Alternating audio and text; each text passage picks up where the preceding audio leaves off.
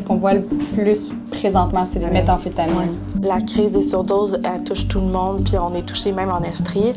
C'est quoi les services que vous offrez ici au centre? On offre l'accès au dépistage, l'accès au matériel stérile aussi, la salle de consommation accompagnée d'un intervenant, une salle aussi post-consommation où que les gens peuvent vivre leur buzz ou juste reprendre un peu de mieux des fois. On a aussi l'analyse de substances avec Elixir. C'est comme notre magasin, mais tout est gratuit. Tout ce qu'on a besoin pour consommer plus sécuritairement. On a des kits d'injection, on a des seringues après ça, tampons d'alcool aussi. On a tout ce qui est pour l'inhalation.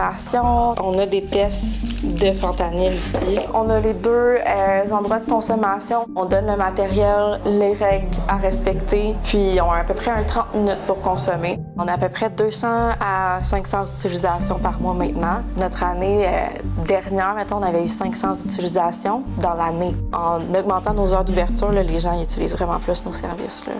C'était pas possible d'assister à une analyse de substances durant notre visite au centre hier, mais aujourd'hui, les organismes Iris Estrie et Elixir organisent un événement pour la Journée internationale de sensibilisation aux surdoses et ils nous ont invités à revenir découvrir ce service-là en particulier.